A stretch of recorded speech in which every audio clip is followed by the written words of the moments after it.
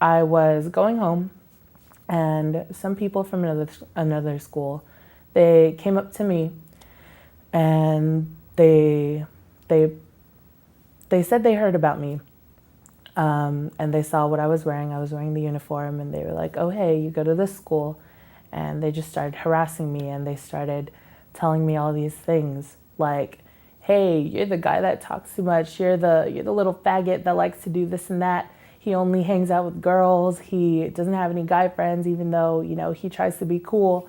And it really hurt me because they were really ganging up on me. There was like 4 of them, and I was just by myself.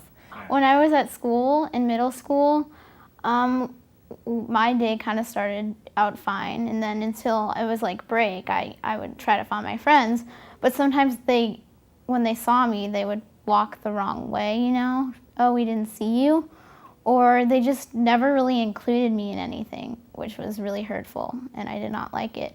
And when it came to lunch, I sat with them because I had to sit with someone. I didn't want to be like a loner. In 8th grade, I came home one day to find my mom pretty much crying over the computer, and I found out that an email had been sent to her and the principal of my middle school and the principal of a private high school that I was applying to, saying that I would have no friends if I kept up this mean girl behavior. And from there, it was an anonymous email, so we weren't sure who the sender was. There was no way to track it. The sender was Mary Magdalene. It wasn't a real name. The pain that I felt was a lot of emotional pain because when I was in middle school, there wasn't a lot for me going home. When I was at home, there wasn't a level with my parents that I could, express myself to the fullest with them. And I sought out all of the support from my friends at school. And when they didn't give me that, it caused me to be angry, and it caused me to feel frustrated.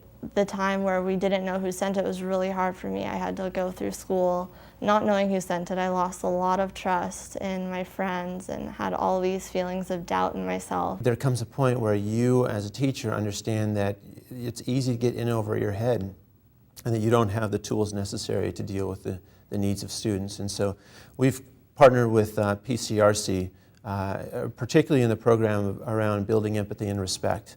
And that's a program that targets students who are engaged in inappropriate behavior, really that often manifests itself as bullying, inappropriate language, disrespectful behavior to other students.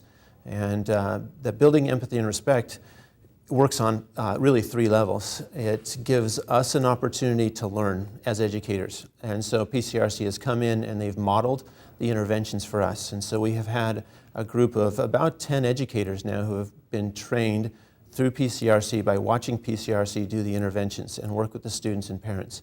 The second level, no question, is the students. The students go through the program and begin to understand their own behavior. They begin to understand the impact that their behavior has on other students. And they can then articulate what they need to do, and we've seen changes in behavior by students. At the third level is parents. In fact, probably of all 3, the parents are the ones who are most articulate and clear about the effect of the program.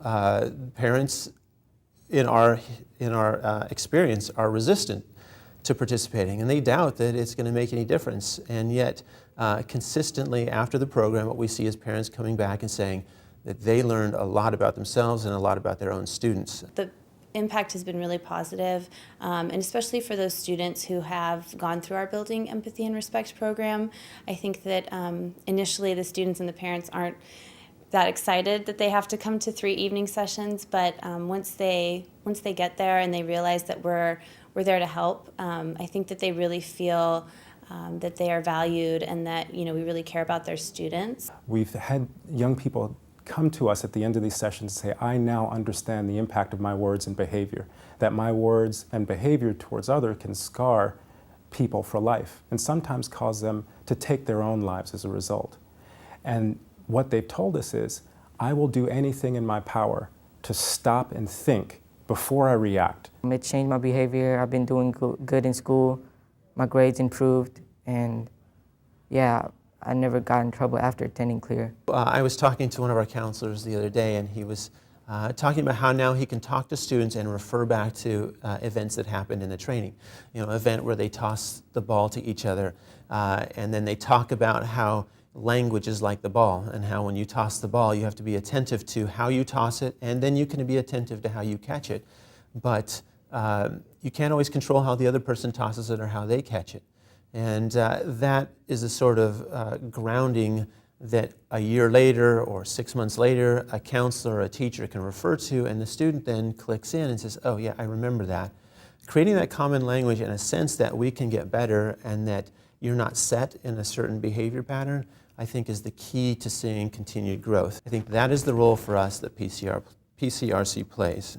It is the organization that brings to us the capacity to develop our skills so that we can create relationships among students and among the adults and students on this campus that are lasting and that are positive, and that when we run into the tough times, because teenagers will have tough times, and there's no question, we have the ability to transcend those difficult times. A school is not only there to teach students the academic piece, but also to teach the whole child. I think it's just a really great match. I mean, we want the relationship to continue and evolve, because as we develop our capacity, as we get better at our work, we're going to look for new ways to partner with PCRC, whether it's peer mentoring programs, peer mediation programs. So I think for Hillsdale here in San Mateo, it's just, it's sort of a dream partnership, and it's something we want to continue.